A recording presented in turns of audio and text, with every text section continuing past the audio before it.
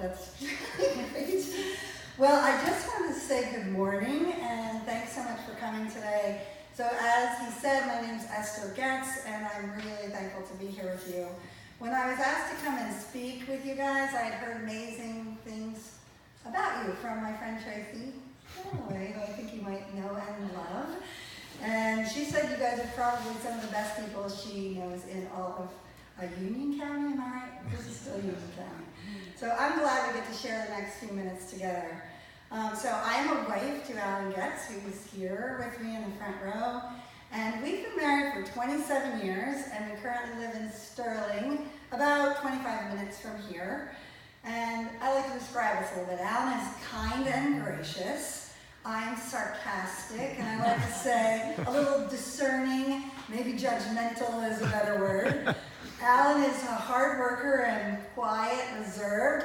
I'm quick-witted and loud. He is methodical and analytical, and I am passionate and decisive. Alan is a supporter and a peacemaker, and I am a leader and aggressive. As you can see, we are a match made in heaven. Or maybe not. We're parents to 4, in-laws to 1, and now grandparents to the cutest, smartest, and all-around best baby. And I'm looking at maybe some of you grandparents out there who would beg to differ with me. But Sarah is, I think there's a slide of her. Sarah's 26. She's I think there's a baby up there. 2nd grade teacher in the heart of Pennsylvania. She's married to Cody, and they have an arch my back because I don't want to go in my car seat, 10-month-old named Broden. Sarah is a hardworking rule follower, and if we were Catholic, she would have probably become a nun. She is highly creative and has had a teacher's heart since she was really little. She is deeply caring and actually a great writer, and she's one of my very best friends, which is so great. Cody, her husband, is a crazy outdoorsman, and he's the adventure coordinator for like an up-and-coming resort in Central PA. He's super handy, and he knows exactly what he wants. He's a man who is willing to grow and learn. We absolutely love him. They've been married a little over 2 years and have been experiencing all those first years of wedded bliss, birth control side effects, unplanned pregnancies, and arguments about who does what chores. So thankfully, I do believe they still love each other, which is great. Our next son, our next child is Jared. He's 25. Some of you, I think, know friends that know him, but which is not surprising to us at all. He was the wiggly ADHD kid who loved to push the envelope. When our rule was no eating in the family room, he would stand with 1 foot in the kitchen, 1 foot in the family room, eat his crumbs so that they would fall right technically into the kitchen. He is a hard worker, a leader, and is now a landscape foreman in the city of my husband's birth, Pittsburgh, Pennsylvania. He believes he's like #1 in the state of Pennsylvania for some video game called Destiny. I'm kind of clueless about these things. He has followers and everything, but I'm actually not surprised. Our next son, Josh, is 22. He is an absolute nerd. He loves to learn. He wants to be a market research scientist because his brain goes faster and holds more information than anyone I know. He's an introvert, but somehow he ended up as a psychology major at Monmouth University. He's one of those people who actually writes reviews online about what they purchased. Do you ever wonder who those people are who write reviews?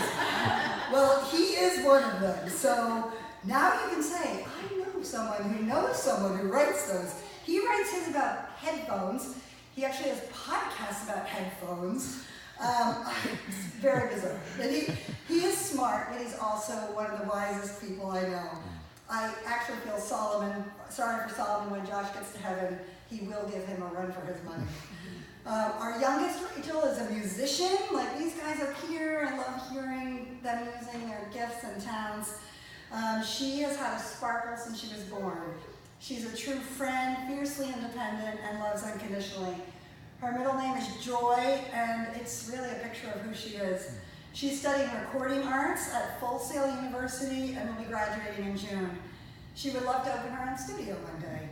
She plays the guitar, the piano, the ukulele, and can be found actually sitting, making a puzzle most afternoons in our family room, and even in her apartment in Florida. Well, as you can see, I probably couldn't have asked for better people to share my life with. We're going to go on a little journey, and you're going to see that it's It's not so perfect, but they are great people to share my life with. So I'm going to step back in time here and share my story. I want you to really get a glimpse of God's loving and relentless pursuit of us. The year is 1966, the month is February, and a little girl is born. Not in a hospital, but in a backwoods clinic. Is there a picture of missionaries up there? Yeah. Awesome. Backwoods clinic in a tiny town called Dedar, Ethiopia. I, Esther Joy Murray, was born the fourth child of missionary parents who wanted to serve God and share the good news of Jesus with those who might never hear. Having three older brothers, one of whom is here today, I was the answer to my mother's prayer for a girl. So here are some not so typical highlights of our childhood and my childhood. I had a Somali nanny who didn't speak English during my preschool years. I went to a French kindergarten because I was a wide-eyed early reader at 4. I went to a Christian boarding school at 5. I memorized Bible verses, as my brother reminded me this week, every morning at 6 a.m. to 7, right before breakfast. And our end-of-the-year prize was going to the airport for like a luncheon. I knew "O Canada," "God Save the Queen," and the Pledge of Allegiance. Our school was filled with people from all different countries, and that kind of took care of the whites. I learned Amharic, the local language, and I saw my brothers infrequently at the school, in passing, as they were much older. I never actually saw my oldest brother because he was away in another country for his boarding school. I played outside and supervised after school with my dorm mates. We said it was like being in college when you were 6. We had field days, sporting events, Halloween parades, chapel, piano lessons, school plays, and homework. Sometimes random parents showed up. I stood in an endless line waiting for vaccinations. Gamma globulin was the worst. We had a hard time sitting down for about a week. We listened to the Chronicles of Narnia being read by our dorm mother each night after we were fed and bathed. And here's a little secret, those of you who have read the books. I loved Aslan, the kind, loving, and gracious lion in the stories, more than I loved Jesus. He seemed like the kind of savior and friend I wanted so desperately and needed so much. Very different from the one I believed in, the one I was learning about, the angry one, who might just send me to hell if I didn't behave or believe the right thing. I laid alone in my bunk bed, and some of you are going to get tears, winding my Raggedy Ann doll, and cried myself to sleep. I asked Jesus into my heart on most days after I knew I had done so much wrong and I wasn't sure if I had meant it the night before. I certainly didn't want to end up in hell. I saw my parents on random weekends and for vacations when time would allow and their work for God would permit. I lived in guarded compounds when with my parents, being frequently robbed. Even our kerplunk game was stolen, and we got a little kick out of that because when the thief got home, he or she would find out that the plastic was filled with holes completely useless for whatever its purposes were. We took furloughs every 4 years so we could travel in the U.S., look like the perfect family, and convince churches to give money to our cause. A communist coup came in 1974 that brought the death of King Haile Selassie. You've probably heard that name, maybe. War ensued. There was gunfire and communist marches in the streets. Famine came. After 2 long years of brewing hatred for foreigners, my parents left most of their belongings behind and took their children back to the United States. Now, this was not your typical childhood, not your typical family, but I didn't know any different and didn't realize the impact all of this would have on me in the years to come. I was 10 and a half when I entered 7th grade after we moved just up the road to Cedar Grove, New Jersey, where my parents could work at the mission headquarters. Yes, you heard that right. 10 and 7th grade. Mickey Mouse sneakers, hand-me-down clothes, red hair, wiggly, talkative, sassy, and still playing with dolls. I was put in what my parents thought was the best place, a Christian school. After being made fun of and bullied for just being an odd duck, and who would blame a bunch of American teenagers, I begged my parents to send me to public school the next year. Thankfully, God was merciful, and I grew about 10 inches. And by 8th grade, I kept the secret of my age, and I fit right in. Trying desperately to belong, I snuck to dances, lied to my parents, listened to rock music, and began a pattern of hiding. I felt like God might be mad at me. High school, yeah, I was only 12 when I started high school, brought a small stint with trying cigarettes and alcohol, making out with boys until a friend from a local church set me straight. I asked Jesus into my heart one final time in January of '79 because this time I supposedly really meant it. I spent the rest of my high school years heavily involved in youth groups, 3 of them being on a Bible quiz team and being in the Born Again Club. However, I was absolutely boy crazy, being more physical than I felt was right, sneaking out of the house and again lying to my parents. But in my heart, I desperately wanted to make God happy. I memorized whole books of the Bible at the same time, winning Best Bible Quizzer in the country my senior year. I felt like I was living 2 lives, one that fit the formula and one God approved of, and one that didn't and made him really angry. I constantly asked his forgiveness, changing for a day or 2 in the cycle on endless repeat. I was just 16 when I graduated high school. After working for 6 months, I frantically applied to Messiah College for their spring semester, and just a month shy of my 17th birthday, I went off to college. Needless to say, the desire of boys and belonging reared its ugly face once again, and I got in with the wrong crowd. And sometimes I ask myself, maybe I was the wrong crowd. Within a year, I was drinking and looking for love in very wrong places, putting myself in real danger so many times. At the lowest of what I thought was the lowest place, I knew I had to make some kind of change. I decided to leave and start my life over again. I was pretty sure at that time I had reached rock bottom. I was wrong. I was accepted to Wheaton College in Illinois and would be leaving just a few short months, but the summer loomed ahead and I was no different on the inside. At the time, I was working for my parents' mission. One day, my college roommate called me with the news that she was pregnant. Oh boy, what could we do? I was 18, she was 19. I had no money. She wanted an abortion. During a week in August that I will never forget, I went into the petty cash drawer at work and stole $300. Yes, you heard it right. This missionary kid stole $300 of God's money to pay for her friend to have an abortion. Sitting in that waiting room was one of the most horrific experiences of my life, and we never told a soul. I tried to shake it off, but felt disgusted and sick in my heart, and this time I was sure that God was so incredibly angry with me. Talk about disapproval. I was an absolute mess, but God had something else up his sleeve. About a week later, the Sunday before I was to start my new life, our church had a communion service. I sat and cried out before God, begging for his forgiveness and asking him to make me clean. I was so sorry. And for the first time in my life, instead of feeling guilt and shame, I felt love and kindness. Maybe he wasn't so angry after all. I headed off to Illinois for the next 3 years and I excelled. I got involved in Bible studies, I became an RA, I turned my life around, but of course I met a boy, fell madly in love. However, because of my past, he just couldn't love me back. He broke my heart. I felt so unloved and guilty once again. That age-old question haunted me. Is God mad at me? What can I do to make him happy? I was finally doing all the right things. I graduated from college and moved to our lovely state, New Jersey, back here. Got involved in my old church in the college and career group where my brother was a pastor. Mentored a group of junior high girls and sung in the worship band. I dated on and off. I felt good and I was approved of, finally, by God and others. I worked in Newark and enjoyed my life. I had it together. I was going to keep it together this time. I was determined to find a godly man, get married, have babies, and do it right. Then life would go the way I thought it should, right? I know some of you are probably chuckling in your mind. Well, for a time it sure seemed to. In June of '89, I met a tall, handsome, wonderful man named Alan at a Bible study that I think a couple of you have even gone to. Within 2 years, we were married. We actually were married at a reception here right at the Westwood, which I think some of you probably have had that happen too. We went to a little church that had lots of formulas for pleasing God.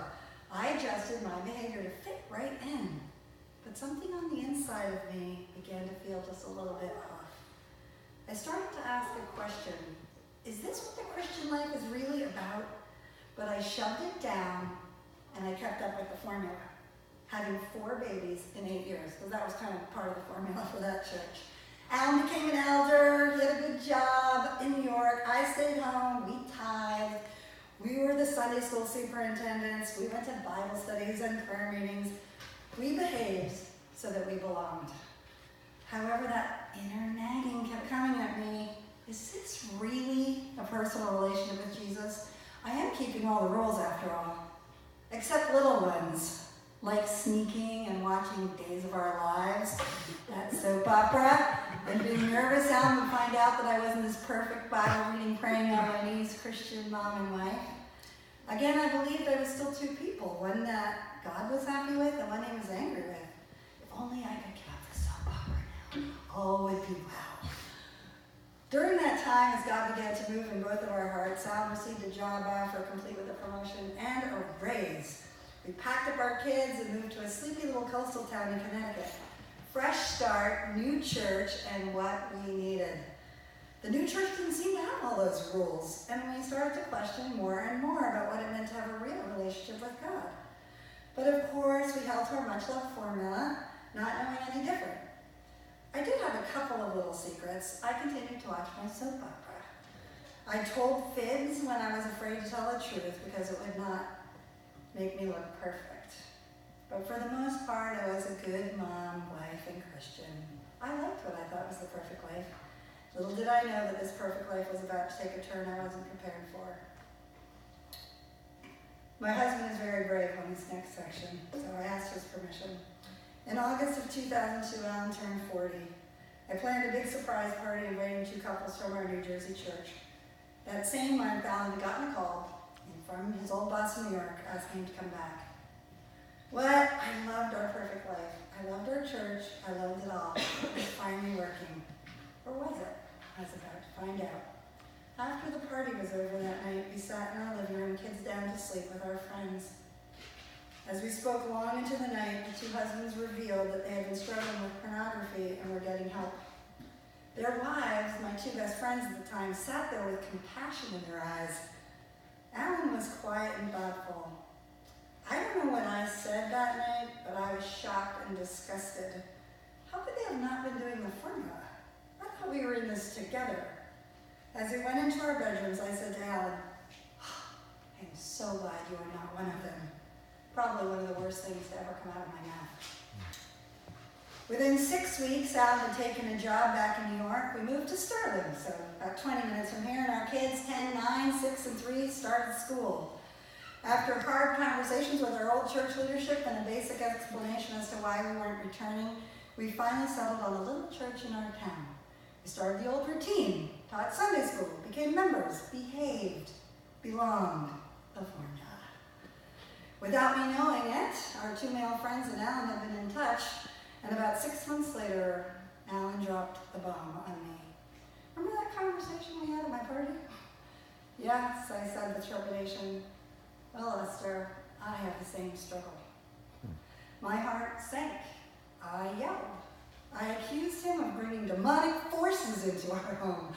I asked him how he could do this to me, our family, our perfect life. It was horrible. But within a few weeks, and nothing short of a miracle, my heart softened and I was given compassion, probably only from the direct heart of God. We had a second conversation. This time I asked him to get help, which he had already been doing for 6 months and was well on his way to recovery. Maybe God was beginning to answer my question. Certainly not in the way I had hoped, and more was to come. In my own personal life, my own world would come crashing down once again. The summer of 2003 brought me what C.S. Lewis calls a very terrible gift. I woke up one morning and my left leg collapsed out from underneath me as I was getting out of bed. I fell. My heart began to race and I basically freaked out. I called the doctor in a panic. What was happening? Did I have a brain tumor? I was crippled with fear almost in an instant. I was pretty sure I was going to die. I went through a battery of tests for brain tumors, Lyme disease, multiple sclerosis, in which, with each waiting period and diagnosis in the clear, I thought I'd have some peace, but I only got worse. What was my final diagnosis? You heard it, absolute nervous breakdown. For 3 months, I laid in my bed, cried, couldn't leave the house, and had something that they call depersonalization when you're watching your body walk around. I thought I was going crazy. It was the darkest time in my life. I began to question God again. What is up? Don't you love me? Why aren't you making this better? What am I doing wrong? Is this actually Alan's fault? Am I ever going to be the same?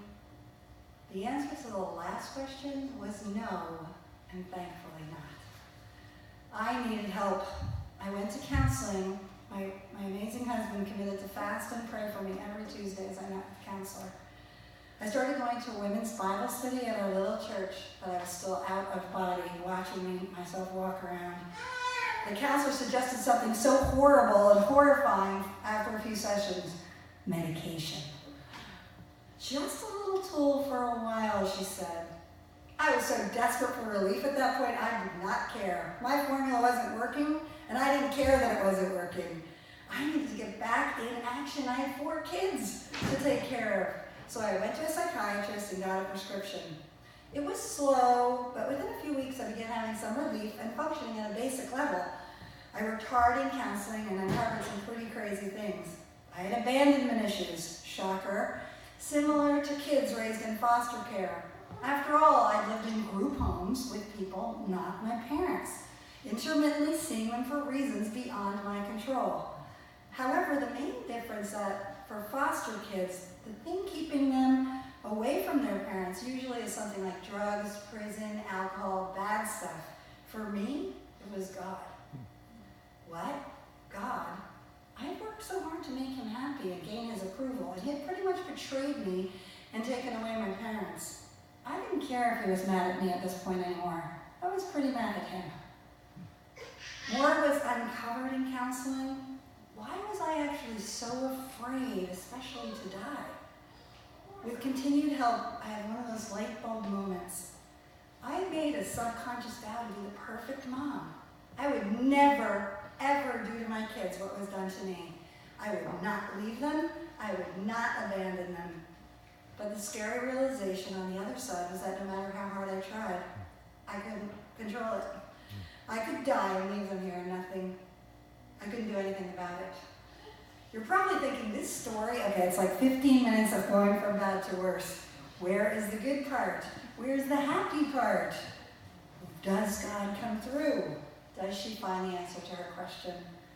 Well, God, being him, had a little surprise in store for me. Remember that little Bible study I was going to? One Tuesday, our lesson was about God transforming us from caterpillars to butterflies.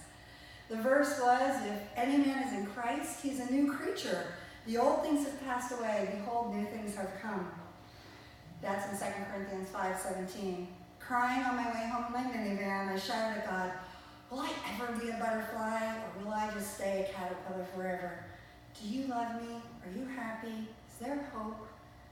I really wasn't prepared for what was to come.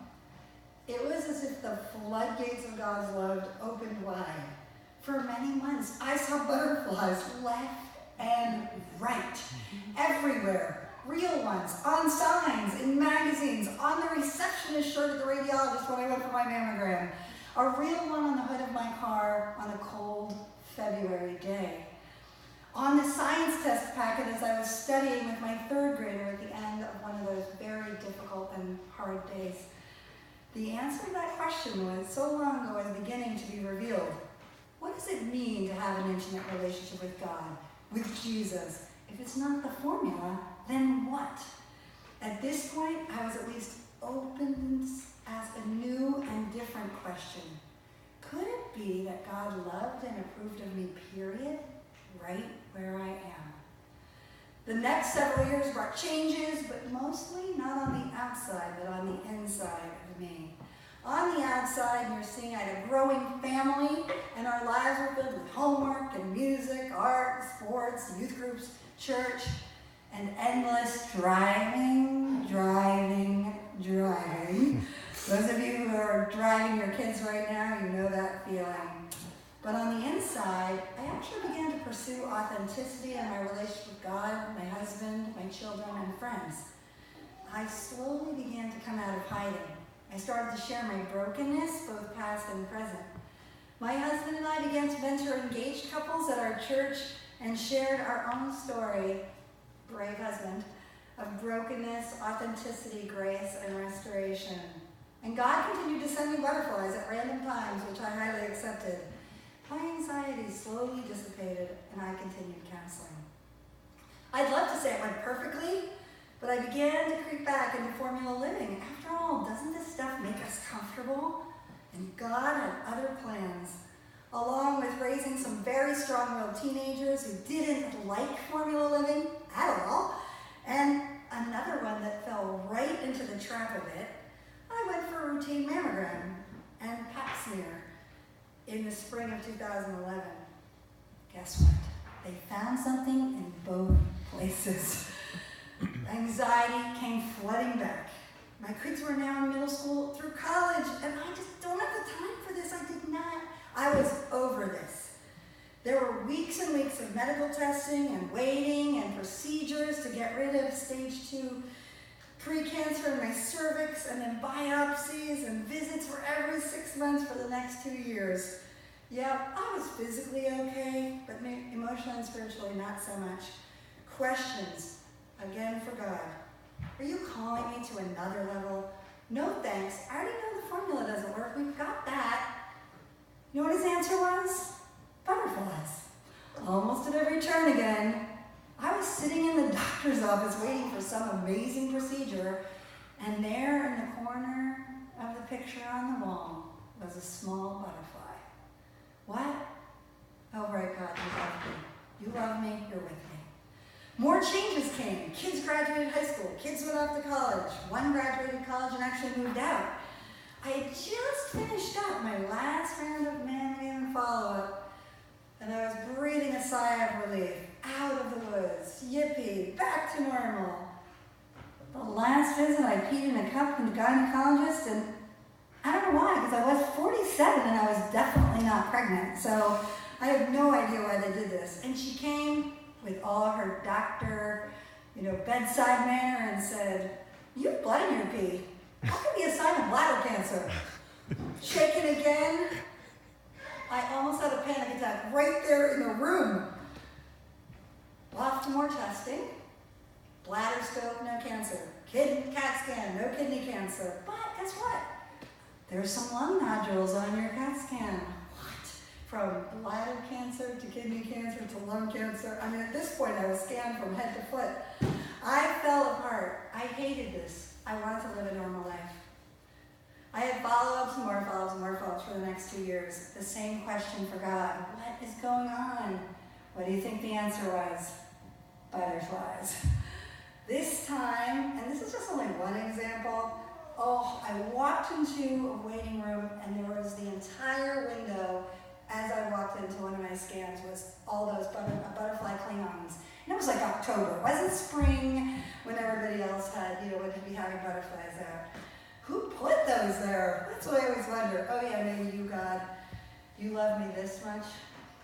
In the meantime, I had a women's group, some of them are here, who are authentic, kind, gracious, and loving. We called ourselves the Beautiful Mess because it seemed the perfect fit. We're really messy, all of us out here, but we are beautiful. Not perfect, but deeply loved. We're transformed from the inside out, not the outside in. I still have that group, and it's been an amazing thing for me. My relationships with my kids slowly began to change. They began to see parents who didn't care so much about following all the rules, but actually about them as people. There's a thought. My husband and I became part of a couples group that oozed authenticity and grace, and my anxiety quieted. We went on something, our little group, called The Inner Journey. The author of that is actually sitting here in the room. I began to think I had done all the changing I needed and was ready for really living. Maybe I'd become a butterfly. That would be nice, now wouldn't it? But as we know, change and transformation doesn't come about smoothly. Scientists actually say that while the transformation of a caterpillar to a butterfly seems beautiful and fantastic on the outside, it looks pretty gruesome deep inside the chrysalis. In short, for a caterpillar to turn into a butterfly, it digests itself. before stem cells grow into the body parts of the future butterfly. And if you're up to open a cocoon at just the right time, caterpillar soup would ooze out. And I think about my own puberty, that is like a nightmare. But that is just what's true about the transformation. In the fall of 2014, so just 4 years ago now, I guess, my husband was told that his company was being sold and his job was being moved to Houston. Houston? No way.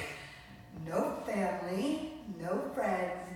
Hot. They even have like underground sidewalks there in the summer because they can't even be outside. So I said no. He began to look for another job. After much interviewing, a job came up for him in the land of his birth and where his parents live and where our son now lives, Pittsburgh, Pennsylvania.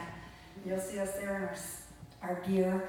And I'm just going to say, last week, for those of you who watch football, you were not supposed to have a tie in football, and somehow the Steelers managed to have a tie with a team that was like 0-16 last year, but they did. This company pursued him as ad nauseum. I freaked out and said, absolutely no. This company pursued. They offered that he could work part-time here, part-time there. They'd fly him back and forth. They'd get him an apartment. His parents are aging. Our favorite sports teams are there, as you can see. And we only have one kid left at home. Everybody else was gone. So I left the decision to my husband. What do you think he said? Yes. We agreed we would get some counseling through the process. Good thing. After a few short weeks of goodbyes and hellos, that old abandonment wound reared its ugly head. Each time he left on Tuesday, I would get a gut-wrenching stab in my gut that I was being left. When he was home, I was cold and retreated back into that protective place where I went as a child. I was jealous of his family. I wanted to know everything he was doing in Pittsburgh. I was like micromanaging him. He felt guilty and wanted to quit. And I thought, are you kidding me? I'm 49 years old. I've gone to counseling, like lots of it. I have butterflies sent to me by God, after all. We're marriage mentors telling other people how to have good marriages. But our tough counseling came, and again, deep, much needed changes in both of us. Lots of hard work, but so worth it. And my butterflies continued. A little over a year ago, I felt God leading me to share my story, not just in small ways, but in much more risky and out there ways. I began to write and blog about family, marriage, anxiety, third culture kid, God, and life. I spoke to a women's group. Butterflies kept coming. God reminded me of this unending love for me on many days. Anxiety also continued to rear its head sometimes. More butterflies came. Sometimes I even started to ignore them because I'm so used to them. It's been 10 years of butterflies. I began to wonder if they would stop at some point. And that brings me to a few weeks ago when I received a call from Judy. Tracy had given her my name as a potential speaker here as she recovers. And she actually sent so much love and hugs to you. I think she misses you so much. Of course, I was excited and said, yes. What am I going to speak about? I asked God one morning. I happened to clean out my office drawer that day and came across this. I didn't actually know the HP symbol was a butterfly. I found out it's actually not. I looked it up. The only place they have a butterfly is on this one type of printer ink, which happened to be left over from an old printer I have since given to my college student. You can't make this stuff up. I guess the butterflies are not stopping, thank God. And I had my message to speak to you this morning. And that brings me to now. I can't tell you some things. I can't tell you that I am perfect and have it all figured out. I think you've grasped that by now. I can't tell you that there are formulas for being a good Christian and that they work. I can't tell you that your life will go the way you thought it would or think it should. But there are some things I can tell you. There are 3 things I'm continuing to daily learn deep in the recesses of my soul, at the core of who I am.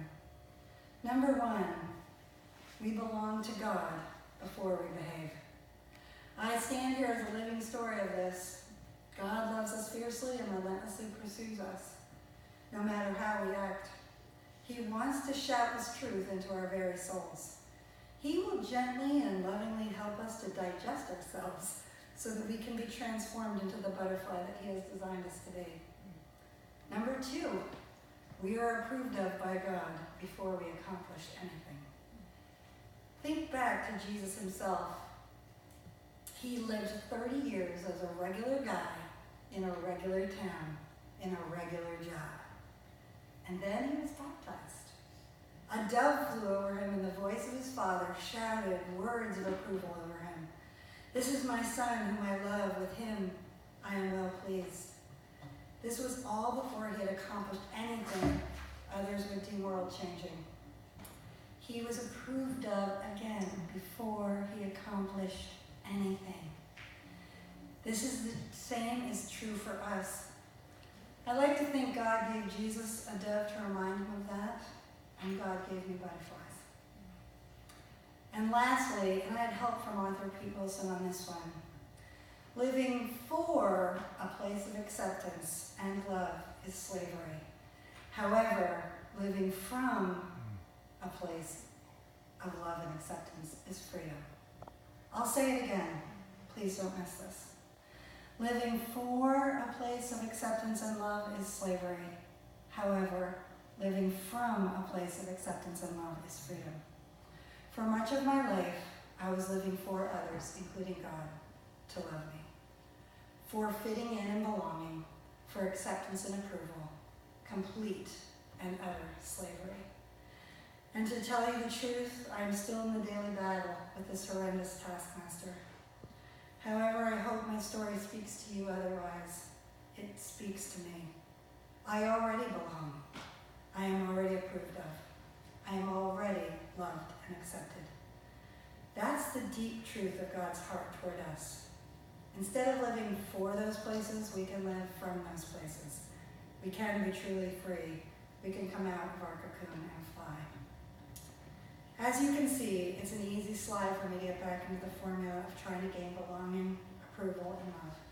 Even yesterday morning, as I woke super early, like 5:30, because I needed to put the final touches on this message, I was haunted again.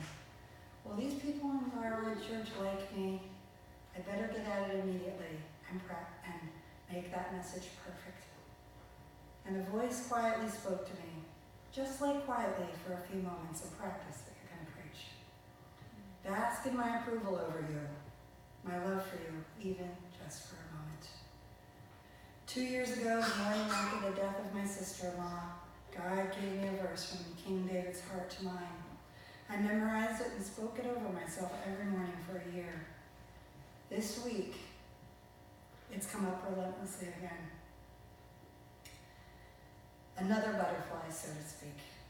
This is what I lay in the dark yesterday morning and bathed in the truth of before I jumped up, ran to my computer, and started to type, accomplishing the much-needed task of preparing for you. It's been a wonderful guide in my path to the freedom I so long for. Let the morning bring me word of your unfailing love, for I have placed my trust in you. Show me the way I should go, for to you I entrust my life. Psalm 143:8. And just this morning I have this time hop that goes back and all the things that come up. And somehow 10 years ago this morning, I wrote, and it came up and said, I will trust God for the next 10 years. It's incredible looking back. 10 years ago I wrote that, and today of all days, as I speak to you, that came up for me again. He will speak to you. He will. He loves you.